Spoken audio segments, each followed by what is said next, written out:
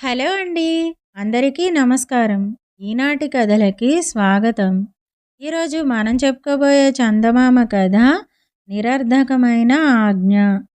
పూర్వం ఆదిత్యపురి అనే దేశాన్ని సూరసేనుడు అనే రాజు పరిపాలించేవాడు. ఆయన కొడుకు చంద్రసేనుడు. ఒకసారి ఆదిత్యపురి పైకి పొరుగురాజు దండెత్తి వచ్చాడు. ఆ సమయంలో సూరసేనుడికి జబ్బుగా ఉండటం చేత ఆయన తన కొడుకు నాయకత్వం కింద సేనలు వెళ్ళి యుద్ధం చేసేటట్టు ఏర్పాటు చేశాడు. చంద్రసేనుడు బయలుదేరేటప్పుడు తండ్రి అతనితో, నాయనా, యుద్ధానికి నాయకత్వం వహించే అనుభవం నీకు లేదు. అయితే మన సేనాపతులు అనుభవం కలవాళ్ళు. వాళ్ళ నిర్ణయాలను పాటించి విజయంతో తిరిగిరా అని చెప్పాడు. చంద్రసేనుడు తన తండ్రి మాటలను అంత శ్రద్ధగా వినలేదు. ఎందుకంటే 2 ఏళ్ల క్రితం సూరసేనుడి నాయకత్వం కింద జరిగిన యుద్ధంలో ఆయన యుద్ధరంగం నుంచి పారిపోయి వచ్చాడు. ఆయన వెనకనే సేనాపతులు, సేనలు పారిపోవటంతో శత్రువుకు ఆకస్మిక విజయం లభించింది. ఈ సంఘటన మనసులో ఉంచుకుని చంద్రసేనుడు, నాయకుడి శౌర్యప్రతాపాల మీదనే జయాపజయాలు ఆధారపడతాయి గాని సేనాపతుల శౌర్యము, సేనల శౌర్యము అంటూ ఏమీ లేదనే నిర్ణయానికి వచ్చాడు. యుద్ధం ఆరంభమైంది. 2 రోజుల పాటు తమదే పైచేయిగా ఉన్నట్టు చంద్రసేనుడికి తోచింది. కానీ 3వ రోజు శత్రుసేనల పరాక్రమం హెచ్చుతున్నట్టు, తన సేనల పస తగ్గిపోతున్నట్టు కనబడింది. ఇక అపజయం తప్పదనుకుని అతను తన సేనాపతులతో, ఇక యుద్ధం చాలించి వెనుతిరగండి. వృధా జననష్టం దేనికి? ఇంకా హెచ్చు సేనలతో మళ్ళీ వద్దాం అన్నాడు.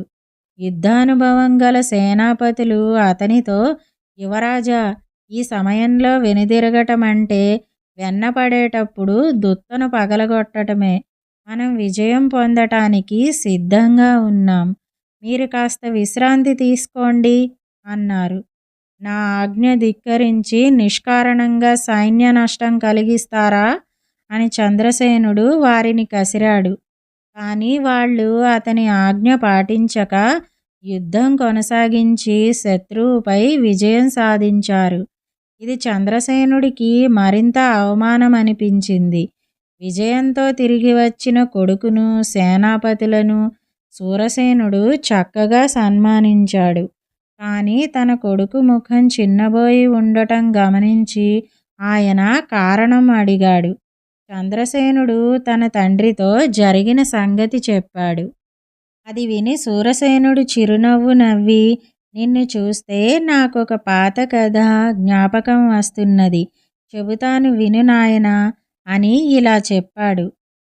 అజీకర్త గురుకులంలో విద్యలన్నీ నేర్చుకున్న మునికుమారుడు ఒకడు తన ఇంటికి తిరిగిపోతూ ఒక దేశం ప్రవేశించాడు. ఆ సమయంలో ఆ దేశంలో ఆందోళనకర పరిస్థితి ఏర్పడి ఉన్నది. శత్రుగూఢచారులు భయం కొద్దీ ఎక్కడ చూసినా రక్షక భటులు వచ్చేపోయేవారందరినీ శ్రద్ధగా పరిశీలిస్తున్నారు. అలాగే ఒక భటుడు మునికుమారుణ్ణి ఆపి, నువ్వు మిత్రుడవా, శత్రుడవా అని అడిగాడు. నేను మిత్రుడను కాను, శత్రుడను కాను అని మునికుమారుడు వేదాంతిలాగా జవాబు చెప్పాడు. రక్షక భటులు వేసిన మిగిలిన ప్రశ్నలకు కూడా అతను గూఢార్థం గల సమాధానాలే చెప్పాడు.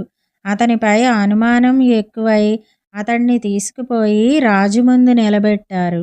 రాజు వేసిన ప్రశ్నలకు కూడా మునికుమారుడు అలాగే సమాధానాలు చెప్పాడు.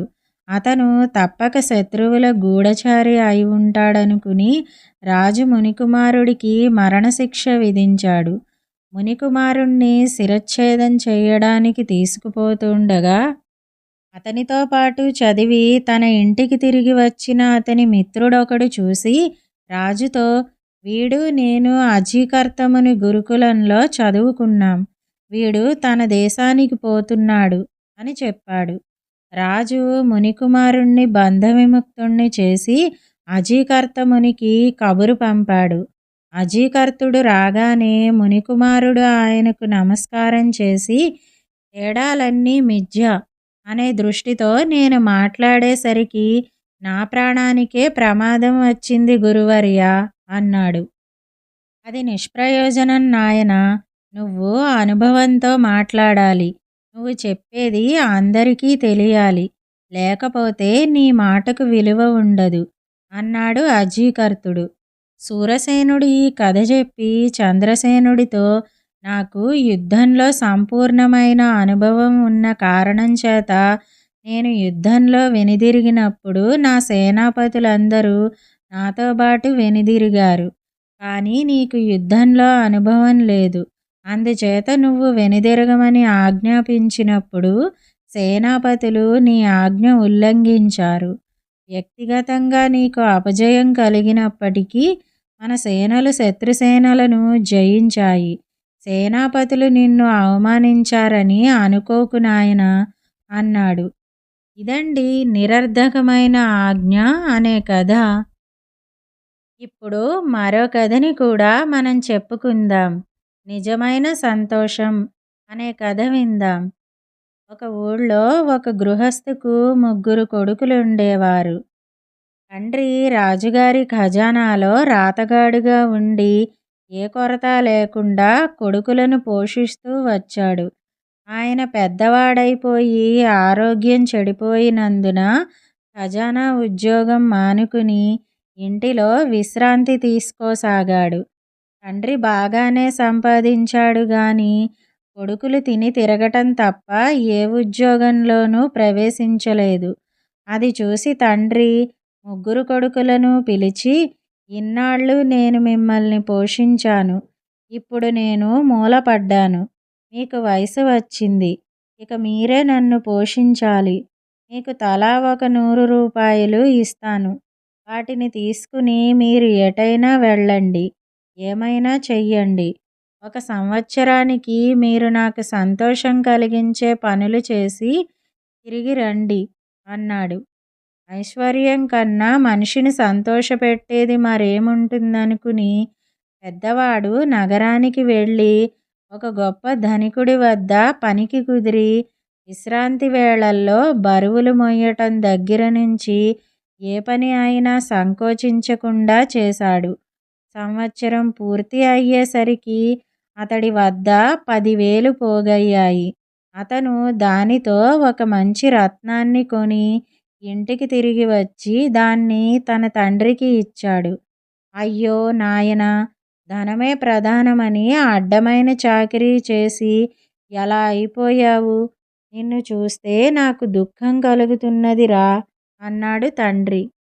రెండోవాడు ఒక సిద్ధవైద్యుడి దగ్గర శిష్యుడిగా చేరి ఆయనకు ఎంతో శ్రద్ధాసక్తులతో శుశ్రూషలు చేసి మెప్పించి ముసలితనాన్ని, ముసలితనంలో కలిగే జాడ్యాలను పోగొట్టే ఒక గొప్ప ఔషధాన్ని సంపాదించి ఇంటికి తిరిగి వచ్చి ఆ ఔషధాన్ని ఎంతో సంతోషంగా తండ్రికి ఇచ్చాడు. నాకు ఈ ఔషధం ఎందుకు నాయనా? నేను సమస్త సుఖాలు అనుభవించాను. కృత్రిమంగా తెచ్చిపెట్టుకునే యవ్వనం నాకు సంతోషం కలిగించదు. ఇది చూసి నేను సంతోషిస్తానని నువ్వు అనుకున్నందుకు నాకు విచారమే కలుగుతున్నది అన్నాడు తండ్రి. మూడోవాడు ఒక వృద్ధుడైన గురువు దగ్గరకు పోయి, తండ్రి సంతోషించాలంటే కొడుకు ఏం చెయ్యాలి అని అడిగాడు. నీకు అభిమానం గల విద్య ఏమిటి అని గురువు ఎదురు అడిగాడు. నాకు సంగీతం అంటే చాలా ఇష్టం అన్నాడు కుర్రవాడు. అయితే సంగీతం నేర్చుకో. అందులో ప్రవీణుడివి అయ్యావంటే నీ తండ్రి ఎంతో సంతోషిస్తాడు అన్నాడు గురువు. మూడోవాడు ఒక సంగీత విద్వాంసుడి దగ్గరకు పోయి తన దగ్గర ఉన్న డబ్బంతా ఇచ్చేసి ఆయన వద్ద సంగీతం నేర్చుకుంటూ అహోరాత్రాలు సాధన చేశాడు. 1 ఏడాదిలో వాడు గొప్ప సంగీత విద్వాంసుడై దేవాలయంలో పాడసాగాడు. అతడి పాట విన్న శ్రోతలు తన్మయులై రాజుగారికి అతని సంగతి చెప్పారు. రాజుగారు అతన్ని ఆహ్వానించి ఆస్థానంలో పాడించి మెచ్చుకుని అతణ్ణి ఆస్థాన విద్వాంసుడిగా నియమించాడు.